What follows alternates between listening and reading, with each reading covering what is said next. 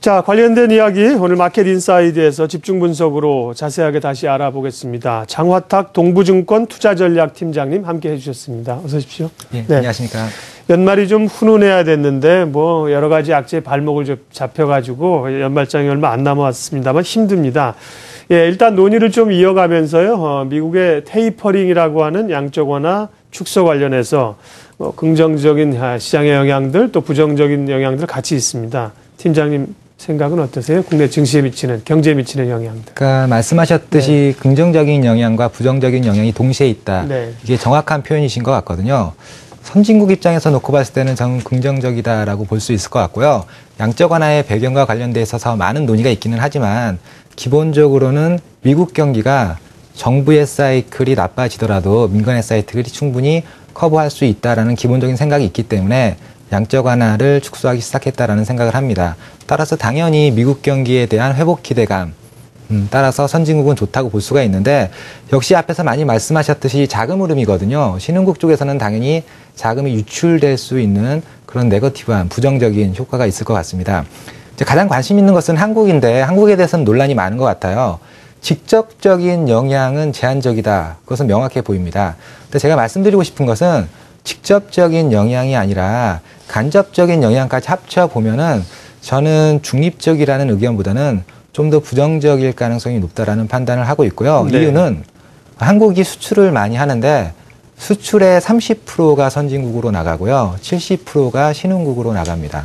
따라서 굳이 평가를 한다면은 신흥국한테 부정적인 이슈는 한국의 수출 경기 입장에서 놓고 봤을 때는 환율을 떠나서 부정적일 가능성이 더 높지 않겠는가라고 판단을 할 수 있을 것 같습니다. 2008년에 이제 금융 위기로 전 세계 금융시장과 경제를 위기로 몰아간 주범은 미국입니다. 예, 사고를 쳐놨는데 자기들은 뭐 엄청난 천문학적 숫자의 돈을 풀어가지고 경기 살리고 주가 올랐고, 예, 신흥국들은 뭐 관련해서 부정적인 영향만을 계속 받고 있는 그런 상황들이죠. 예, 양 대표님. 예, 팀장님, 지금 오늘 이제 발표가 된 부분이 양적 완화에 대한 부분이 축소를 이제 시작을 했는데요.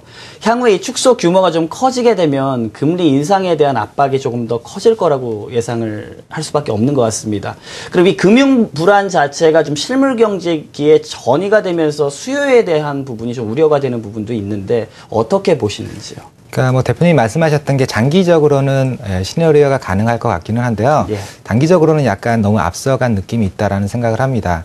그 양적 완화 축소가 시작되기는 했지만 사실은 출구 전략의 원칙이라는 게 FOMC에서 이미 발표를 한 상황이고요. 예. 그 출구 전략의 원칙을 보시면 사실은 금리 인상까지는 굉장히 많은 단계가 앞에도 놓여 있는 상황입니다. 그래서 실질적으로 오늘 새벽에 나온 발표문을 보셔도 17명의 위원 중에서 12명은 2015년이 돼야지만 금리를 인상할 수 있다라는 생각을 할 수 있거든요. 그래서 금리 인상을 갖고서 전체적으로 글로벌 수요가 나빠진다라는 연결고리는 제가 볼 때는 향후 몇 년 지난 다음에 다시 논의가 될 가능성이 있어 보이고요. 이제 그럼에도 불구하고 신흥국 중심에서의 수요가 둔화될 가능성은 충분히 있어 보입니다. 그러니까 신흥국이 부정적이다라는 얘기는 굉장히 많이 들으셨을 것 같은데 예. 사실은 부정적인 배경을 정확히 아는 게 중요한 것 같아요. 신흥국이 올해 내내 부정적이라는 얘기를 듣기는 했지만은 일부 신흥국은 2009년도 양적 완화 시작하면서부터 작년도까지는 굉장히 자산 가격이 좋아지는 그런 흐름을 또 보였던 국가들이 있습니다. 사실은 일부 신흥국들의 자산 버블이 있었다라는 전 개인적인 판단을 하고 있고요.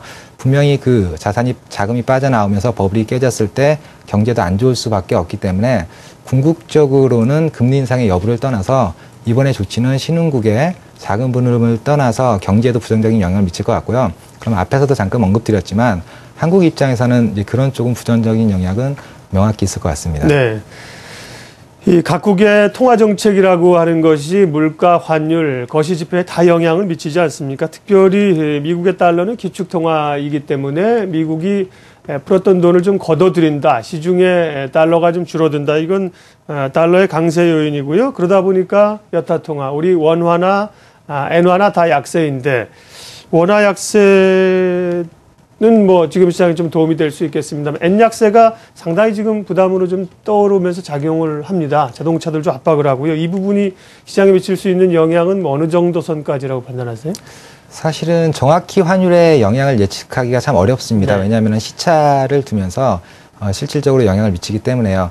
다만 올해 논의됐던 배경을 좀 볼 필요가 있는 게 엔화가 올해 내내 약세로 갔는데 사실은 올해의 데이터를 보면서 많은 분들이 엔화 약세는 과거랑 틀릴 게 없는 거 아니야? 이런 논의가 사실 굉장히 많이 있었거든요. 네. 그렇지만 중요한 것은 엔화가 약세로 갔을 때 우리가 바로 영향을 받는 게 아니라 일본의 기업들이 엔화 약세를 배경으로 해서 수출 단가를 인하했을 때 보통 영향을 받거든요. 과거에는 항상 그런 네. 영향이 나왔는데 올해는 좀 그런 영향에서 벗어났습니다. 이유는 일본 기업들의 채산성이 워낙 안 좋았기 때문에 엔화가 약세로 가더라도 수출 단가를 인하 안 하고 채산성이 좋아지기를 기다렸던 국면이 사실은 3분기까지 진행이 됐고요. 네. 이제 어느 정도 일본 기업들이 체력이 회복되다 보니까 4분기부터 본격적으로 엔화 약세를 배경으로 수출 단가를 인하하면서 글로벌 마켓 쉐어를 한국 기업들한테 뺏어가려는 그런 경향들을 보이고 있거든요. 그래서 어제 하루의 엔화 약세가 중요한 게 아니라 사실은 엔화 약세가 진행된 지 굉장히 오래됐고 그 엔화 약세를 배경으로 일본의 기업들이 한국 기업들과 본격적으로 마켓 쉐어를 가져가는 싸움을 이제부터 진행되지 않겠는가라는 판단을 할 수 있기 때문에 우리들의 생각보다는 누적된 엔화 약세 효과를 볼 필요가 있다라는 판단을 합니다. 네, 굉장히 중요한 말씀을 해 주셨네요. 네. 어떤 구조의 변화들 또 일본 기업들의 어떻게 보면 기회를 삼아서 바로 튀어나오는 게 아니라 상당히 움츠리면서 전열을 가다듬고 지금 나올 수 있는 국면이라는 얘기고요. 네. 홍선혜 씨, 예. 팀장님 말씀하신 것처럼 엔약세가 뭐 어제 오늘 일은 아니라 조금 오래된 얘기긴 하지만 지금 테이퍼링하고 또 연결시킬 또 의미가 있잖아요. 말씀하신 것처럼 신흥국에서 선진국으로 자금이 빠져나갈 위험이 있는 이 상황에서 엔약세까지 계속되고 있다면 일본 시장에 대한 매력도는 점점 높아질 거고 그럼 우리가 좀 부담스럽지 않을까? 외국인 수급에 대해서 어떻게 보십니까? 그러니까 일본 시장의 매력도가 높아지는 건 맞는 것 같아요. 다만 외국인 입장에서 놓고 봤을 때 일본과 한국 증시가 대체 관계는 아닙니다. 일본 증시는 당연히 선진국 증시에 속해 있고요. 한국 증시는 신흥국 증시에 속해 있기 때문에 일본을 사기 위해서 한국을 판다. 이거는 스토리는 가능해 볼지는 모르지만 실질적으로 외국인들이 그런 액션을 하지는 않거든요. 보다 중요한 것은 앞에서 말씀하셨던 환율인 것 같아요. 엔화가 중요한 게 아니라 외국인 입장에서는 한국에 투자할 때 원화가 중요하지 않겠습니까?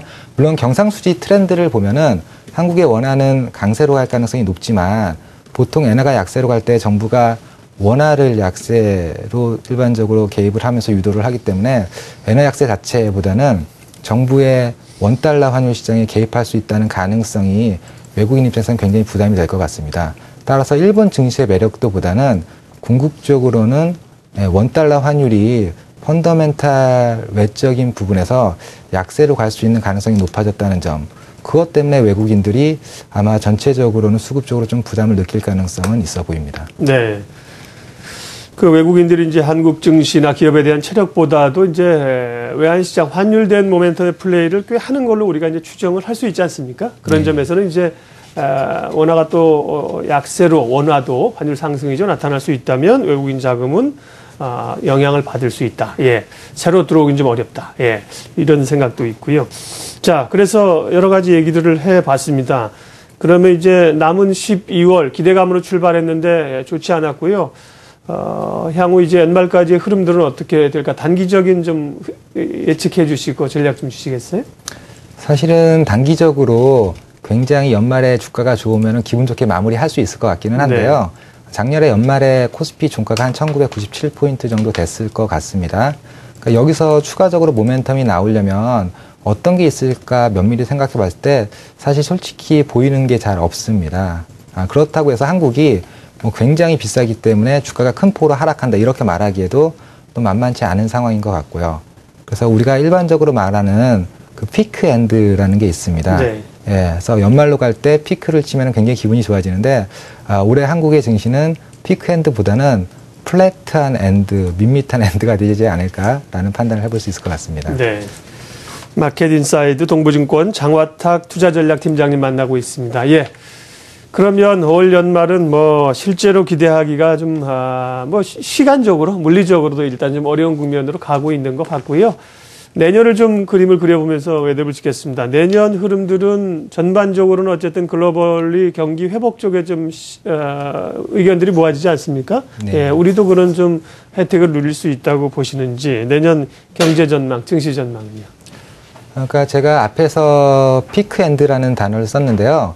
올해가 아니라 내년도가 그 단어는 좀 더 어울리지 않을까라는 네. 판단을 해볼 수 있을 것 같거든요. 그래서 증권사에서 흔히 뭐 상저하고 상고하저 이런 단어를 쓰는데 내년도에는 상고하저보다는 상저하고가 더 가능성이 높지 않나라는 판단을 하고 있고요. 이유는 경기는 굉장히 괜찮을 것 같아요. 괜찮을 것 같은데 그 수혜를 누가 보느냐라는 관점 하나하고 두 번째는 경기 외적인 매크로 이벤트가 언제 몰려 있느냐 하는 부분입니다. 상반기에는 사실은 테이퍼링이 시작되긴 했지만은 연준 의장 교체라든지 일본의 소비세 인상 그리고 우리나라 지방선거가 6월 달에 있는 상황이고요. 또 3월 달에는 중국의 전인대도 놓여 있는 상황입니다. 그다음에 최근에 우리나라에서 많이 얘기가 되고 있는 북한 리스크와 관련돼 있어서는 내년도 4월 달에 김일성 주석 생일인 태양절이 또 놓여 있는 상황이기 때문에 상반기 경기는 회복되지만 매크로 이벤트가 워낙 많기 때문에 좀 불확실한 회복이 아닐까라는 판단을 해볼 수 있을 것 같고요. 반면에 하반기에는 시장을 흔들 만한 큰 매크로 이벤트가 그렇게 많지가 않습니다. 따라서 상반기는 전반적으로는 경기 회복에도 불구하고 한국이 그 회복을 많이 가져오기에는 조금 어려운 상황이 아닐까라는 판단을 할 수 있을 것 같고요. 반면에 하반기에는 매크로 이벤트가 없어지면서 우리가 펀더멘탈에 기반해서 실질적으로 좀 수익을 추구할 수 있는 그런 기간이 될 수 있다라고 생각을 해볼 수 있습니다. 네. 투자 전략 하시는 분들의 뭐 의견을 통계적으로 내본 건 아닙니다만 지금까지 나온 분들의 얘기는 내년 시장의 흐름 패턴이 상반기가 좋은 상고 하저 패턴을 예상하시는 분들이 꽤 있었는데 장화탁 팀장님은 상저 하고로 예측을 하셨습니다. 그렇다고 하면 하반기를 노린다면 당분간은 그러면 플랫한 장세에서는 내수주 또 경기 관련주는 이제 하반기에 노리면서 대응을 해야 되니까 내년 전략은요? 사실은 내년도 전략을 할 때 보통 많이 말씀하시는 게 어느 업종이 좋다 이런 식의 단어를 많이 네. 활용하시거든요. 저는 좀 그 패턴에서 좀 벗어나고 싶습니다. 그러니까 주식을 해야 되느냐 채권을 해야 되느냐. 사실은 올해 일본의 주식을 했으면은 40%가 넘는 수익이 났고요. 미국의 주식을 했으면 20%가 넘게 네. 국가별로 굉장히 차이가 있거든요. 그래서 내년도에는 굉장히 차별화되는 모습을 보일 수 있을 것 같아요. 그래서 IT가 좋느냐, 자동차가 좋느냐, 내수업종이 좋느냐, 물론 전략하는 입장에서 그런 말씀을 드릴 수는 있지만 실질적인 성과의 차이는 IT 내에서도 어떤 종목을 가져가느냐, 자동차 내에서도 어떤 종목을 가져가느냐에 따라서 굉장히 성과가 차별화되는 국면이 나타날 가능성이 높다라는 판단을 하고 있고요. 저는 기본적으로는 1등 기업을 중심으로 투자하는 전략이 효율적이다라는 생각을 합니다. 환율을 떠나서 뭐 우리나라의 제조업체는 일본의 반격과 중국의 추격이라는 틀에 갇혀 있다고 볼 수 있을 것 같거든요. 1등이 먼저 잡히는 경우는 절대 없습니다. 잡히더라도 2등, 3등, 4등부터 먼저 잡히기 때문에 아무래도 1등 중심으로 전략을 펼치는 게 안정성이나 수익률 측면에서 동시에 가져갈 수 있는 전략이 될 수 있을 것 같습니다. 네.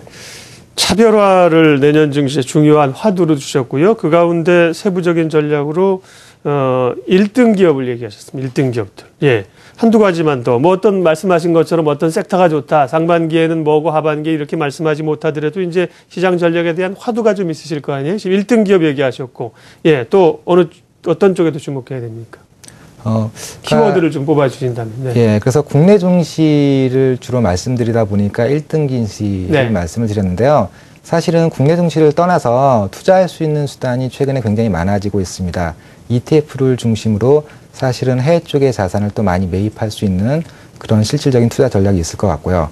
그래서 내년도 세미나를 다닐 때 가장 많이 여쭤보시는 분들이 올해 많이 올랐던 국가들을 중심으로 계속해서 투자를 해야 되느냐, 아니면은 싸 보이는데 올해 성과가 나빴던 그것들을 잡아야 되느냐, 이런 질문들을 많이 하시거든요. 네. 트렌드는 바뀌었다라는 생각을 하고요. 테이퍼링 뭐 그런 거를 떠나서 전 세계 경제를 이끄는 주체는 과거에는 신흥국이었지만 내년도에는 선진국이 될 가능성이 높기 때문에 국내 투자의 수익률에 한계가 있는 상반기라면은 오히려 선진국 증시에 관련되어 있는 ETF를 중심으로 해서 투자를 하면은 플러스 알파를 낼 수 있는 전략도 구사할 수 있지 않을까라는 판단을 해봅니다. 네, 우리가 이제 지역적 그리고 어떤 정보 격차 때문에 해외 증시 접근이 쉽지는 않습니다만, 네, 1등 기업과 함께 또 선진 증시를 중심으로 한 해외 증시도 다양한 방법으로 관심을 갖자.